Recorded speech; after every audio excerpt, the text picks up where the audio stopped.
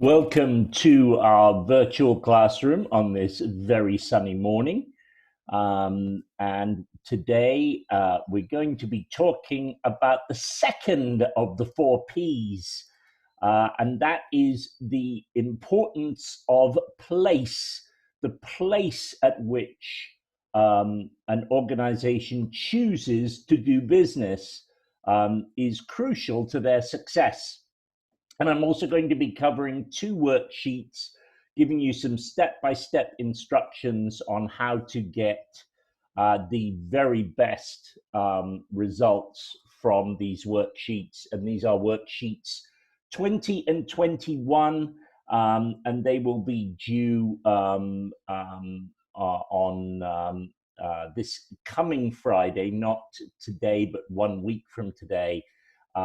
So they will be due for your class on the 1st of May.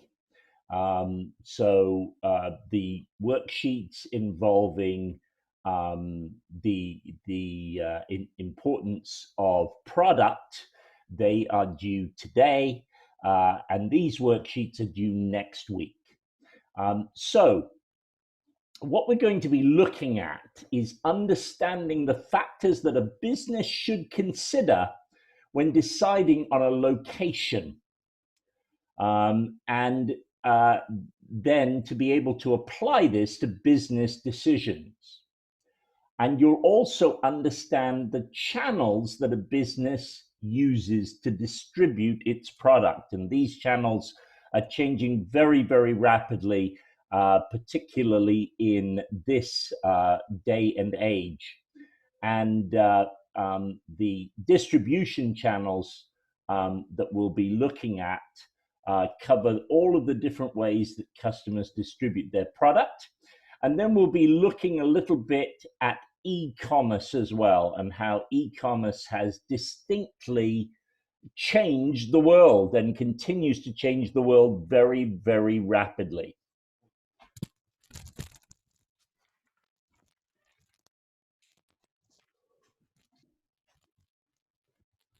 There we go. Just put a little bit more light on the subject there. Wonderful. The sun is streaming in and it's a bit bright this morning, which is lovely. Okay, so factors that affect place are where our customers are located, where our raw materials are located, how we can transport products or materials, and where the staff is located. How labor intensive is it to participate in the business we've chosen to participate in, and how do we get our staff to make that labor need, to ensure that that labor need is met. On channels of distribution, we'll be looking at using an agent, and which businesses use that, a wholesaler, a retailer, or direct distribution. And ultimately, we'll be looking again at how e-commerce is changing the world. So the place part of the marketing mix is all about getting our products and services to customers in the marketplace. So a business needs to decide where it's going to sell its product or service and how these products and services will reach the customer. So 2 key questions for a business are, where will we sell our product or service? And how will we distribute the product or service to our customer once they've made a purchase? So I want you to think about the different products you buy and the services you use. Where do you go when you want to buy them? And if you want to, you can follow along with me. I'm on iAchieve Unit 1, Session 2, page 7. So take a moment, think about the different products you buy and the services you use. Where do you go when you want to buy them? And make some notes in the box right here. I'll give you a couple of moments to do that.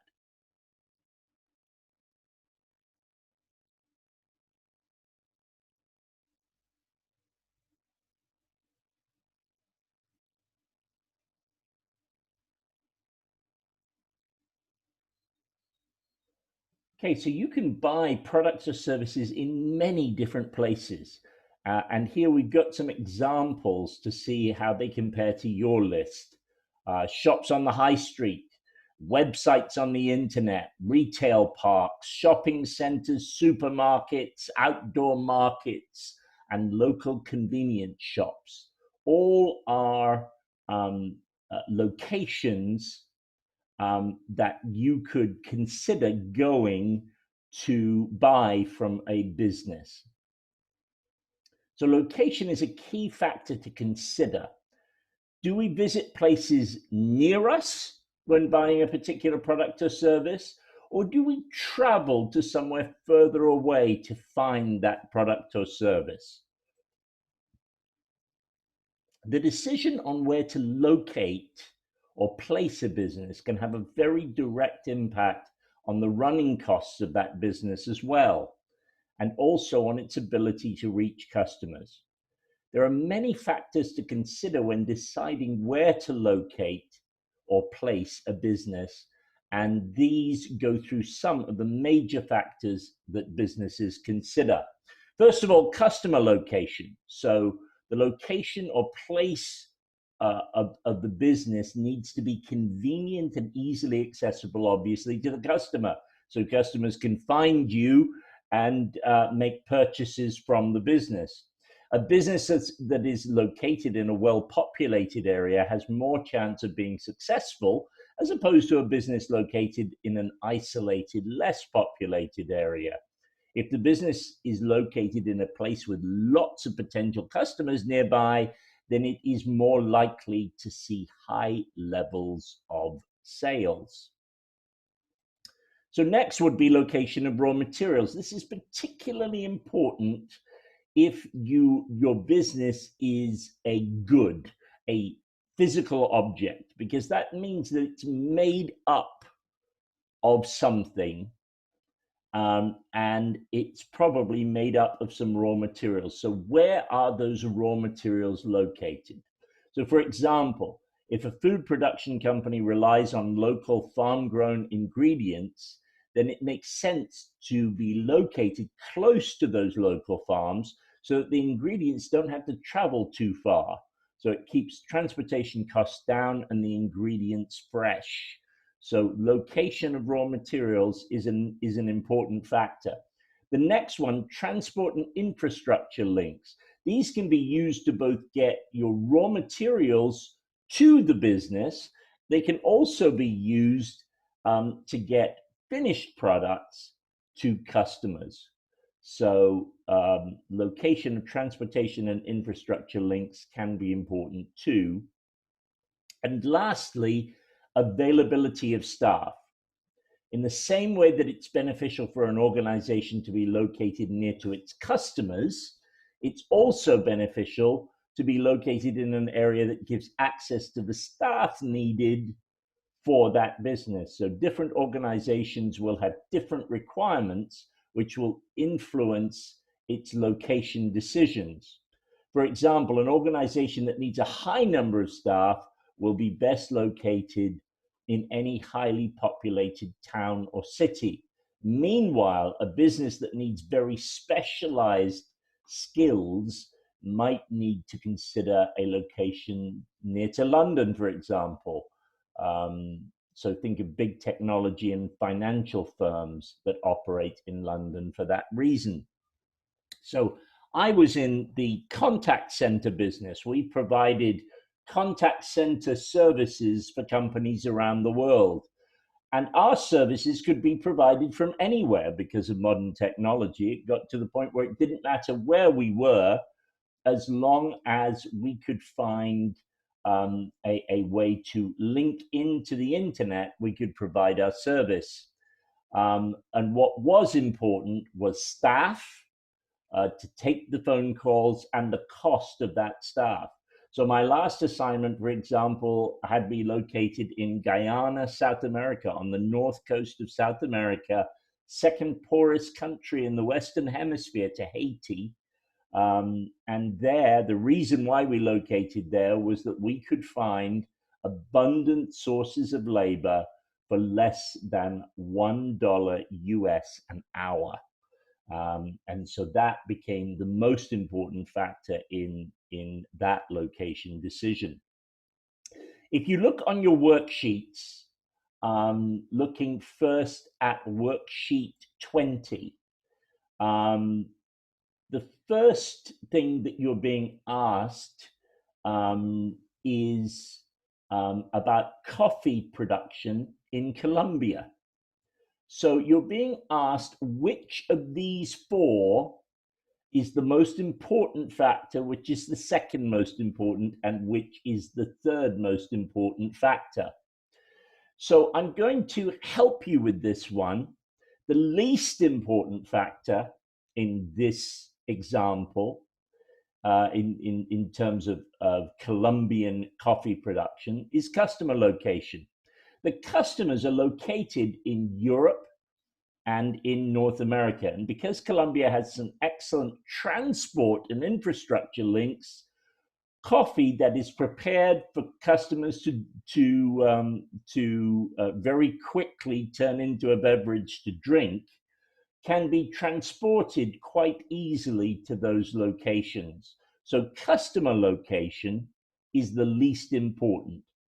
So which of the remaining three do you think is the most important and why? And that's what I'm looking to see you indicate for me in this example. The second question is on Buxton Spring Water.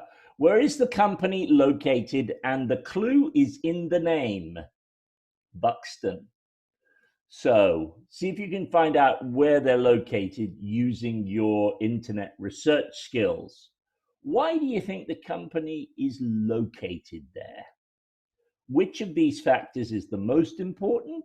Which one is the second, third, and which is the least important factor? And then lastly, a short quiz for you. Why can high unemployment be a good thing when deciding on a location for a new business? Well, we know when it comes to customers buying, selling into a high unemployment area is difficult because unemployment impacts the amount that a customer has to spend quite dramatically. Obviously, high unemployment is a bad thing when it comes to where to locate a business from the standpoint of selling into customers. But it can also be a good thing. When is high unemployment a good thing for a business? And I'll give you a clue. It has something to do with the availability of staff. So, number two, what are the advantages and disadvantages of being located near to competitors? Well, there are some obvious disadvantages in that competitors could take your resources or your people. But what are the advantages? Third, why can it be a benefit to be located near to raw material? What are the benefits there? Think again of that Colombian coffee example. Then suggest for me a suitable location for the following businesses. If you were a dentist's office, where would you be located? A sandwich shop, where would you be located? A car hire firm, where would you be located? And a haulage firm, where would it make the most sense for you to be located? And what can be the advantages of locating your business overseas? Think of the example that I gave on contact centers. Why did I want to locate overseas? What could I get from locating overseas that I could not get onshore in the country that I was operating in? So next I'm moving on to Unit 1, Session 2, page 8 of iAchieve. And we're talking now about distribution channels. So distribution is all about getting the organization's product out to more customers. So an organization can spend lots of time advertising and promoting its product, but this can all be a waste of time if it does not have the correct and effective distribution methods set up. So there are several different methods of distribution. These are known as channels, which are suitable for different types of businesses. So click through the slide panel below to learn more about these. So the simplest form is direct distribution. This means that a company distributes its product or its services directly to its customers itself. But let's take Cadbury's, for example. It wouldn't work to have the same folks that own these chocolate factories distribute directly to customers. Very often the factories are not located in places where there are high concentrations of customers. I worked in a Cadbury's chocolate factory in Histon, Cambridgeshire, which is a relatively small village. And it would have been very, very difficult for customers every time they wanted a chocolate bar to get there. So direct distribution is for certain businesses a very effective way of managing everything directly to the customer. But for other businesses, it would distract them and it would pull away from their other necessary focus in being a successful business. Another channel of distribution is retailer distribution. This is where you go through a shop. You sell to a shop, and then a shop sells to a customer. So a good example of this would be, for example, Sony with Currys. Sony sells to Currys, and then Currys sells on to the customer. So you're using a middle person, that retailer, and then the retailer is the one that actually makes the sale of your product or service. The next one is wholesaler, and there's a very, very big wholesaler up on the ridge here. And the way that wholesalers work, you sell mass amounts of product to a wholesaler. They then sell to retailers, and the retailers then sell to the customers. So a lot of convenience shops use wholesaler distribution. So the convenience shop owner will go and shop at the wholesaler. They will decide which of a company's products that they want to carry in their shop, and then they will pass this on. They will pass this on to customers accordingly.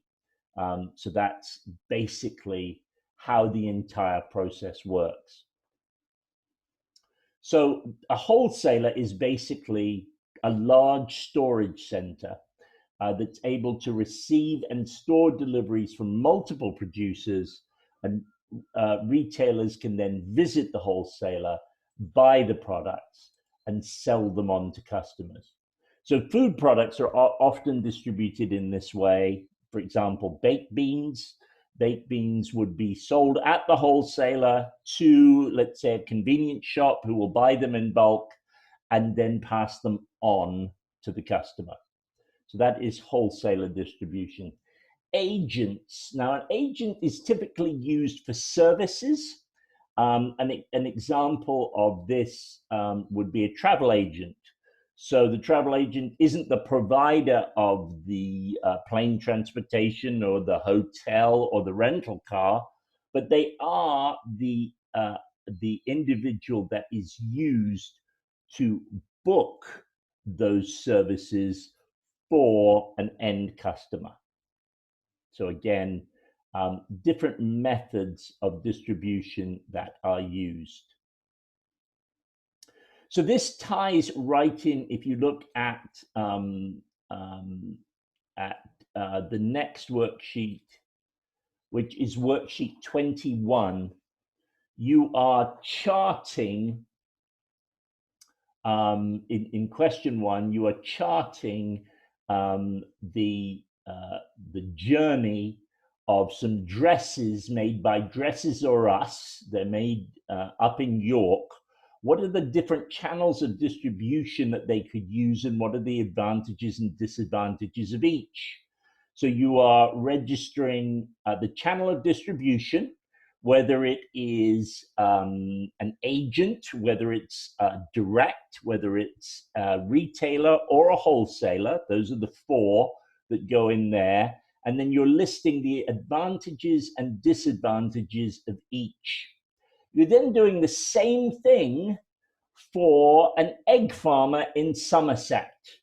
The channels of distribution and the advantages and disadvantages of each channel of distribution for this egg farmer. Again, recording those, the four channels on this side, and then the advantages and disadvantages, at least one each for each of those. And then ultimately, you're researching online shopping. And try to find the answer to how much do consumers in the UK spend online, and what portion is spent via e-commerce. So you're doing that research right there, and we'll get on to what that leads into in just one moment. So page 9 is all about e-commerce. And e-commerce is the fastest growing channel, certainly because of the current crisis that we're in. E-commerce has had a massive boost because of that crisis. So e-commerce has been a big beneficiary, actually, of the situation that we're in right now, because a lot of us are having to have things ordered online and delivered directly to our door. So think about some of the advantages and disadvantages of e-commerce for sellers and buyers, and type those into this box right here. And that will become very relevant to the last worksheet that will be due on this subject, which is worksheet 22. So think about what the advantages and disadvantages are, and type them into this particular box on page 9. So to look at some advantages of e-commerce, it gives all organizations the potential to reach and sell to customers all around the world, no matter how large or small an organization is. So even a small organization can reach a world market. An organization can increase sales and customer numbers without a great increase in cost. So e-commerce allows an organization to keep costs to a minimum while increasing sales and revenue. Third, an organization can easily move into new markets via e-commerce. For example, if an organization has a product that has reached saturation in the UK, it can use e-commerce as a way of selling the product outside of the UK, therefore extending the life of the product. E-commerce allows an organization to be open and available to customers 24 hours a day. That would be very, very expensive in a shop type environment, but it can be done online. For customers using e-commerce, it means that they can shop for products at a time and place that suits them. So they don't have to comply with shop opening hours, for example. Another advantage to customers is that e-commerce allows them to compare prices, products and features and benefits, so that they can make better buying decisions as well. So those are some advantages. Let's look now at some disadvantages of e-commerce. So there's a need for different skills within an organization. For example, an e-commerce site needs people that know how to maintain a website, and an organization might not otherwise need to have those skills in the organization. So additional costs can result if the business expands as a result of growth in e-commerce. For example, extra staff might be needed in customer service, distribution centers, etc., and that additional recruitment will come at a price to the business. Thirdly, if the organization has a website set up to support its e-commerce sales, then this website will need to be managed and maintained. This could mean employing someone within an organization to do the job, or paying a specialist external to the business to do it.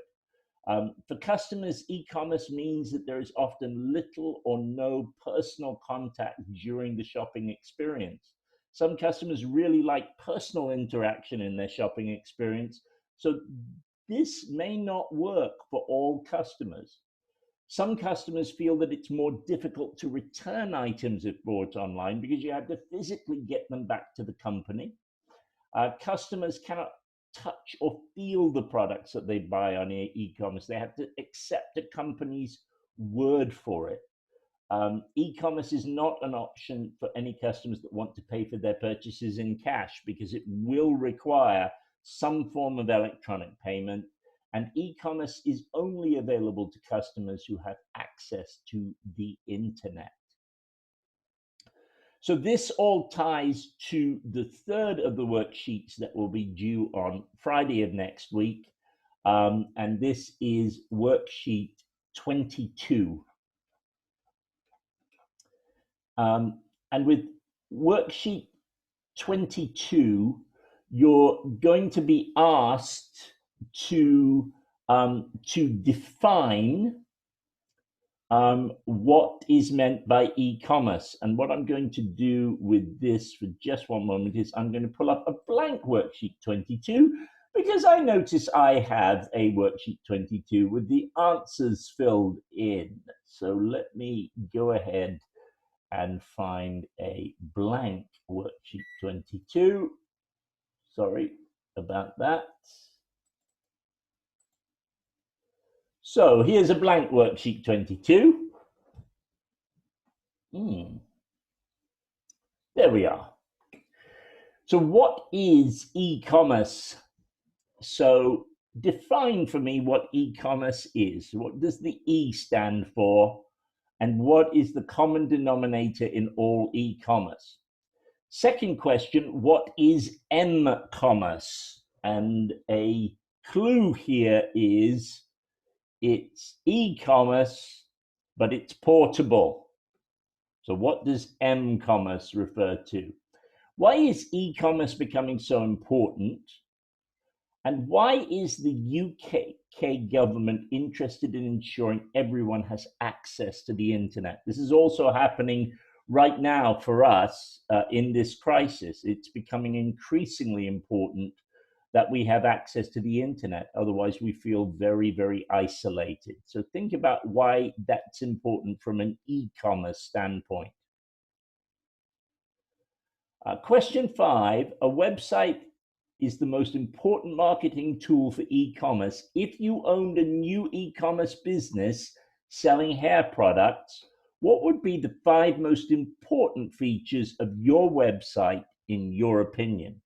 Question 6, what are customers expecting from online businesses? When you go online to buy something, what are you expecting?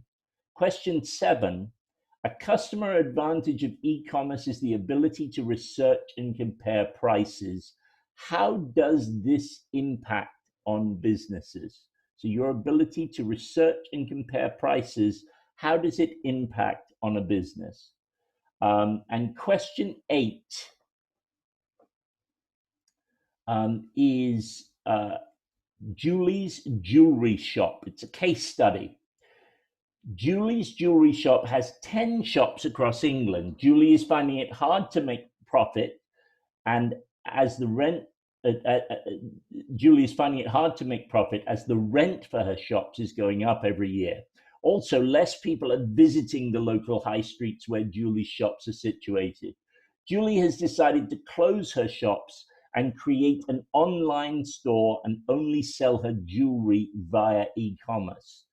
Give one reason why some customers are disappointed by this decision. What are they losing that they loved having in this jewelry shop? Then give one reason why Julie's process can be more competitive online. Why is it going to be more competitive online? One reason. And lastly, why is it likely to be an expensive process for jewelry to create an online store? Well, there are two reasons for this. One is the costs involved in closing her retail establishment. So, what are those costs likely to be? And second, the costs involved in starting a website and online distribution. What are those costs likely to be? So, hopefully, that helps. And then, lastly, question 9, complete the table below. What are the advantages and disadvantages for e commerce for a business and for customers? So, what are the advantages for the business that's selling the items? And what are the disadvantages? And what are the advantages and disadvantages for the customers who are buying those items? Again, this information will be due from you on Friday, May the 1st. Thanks very, very much for attending this virtual class. And I look forward to seeing and marking your work. Take care now.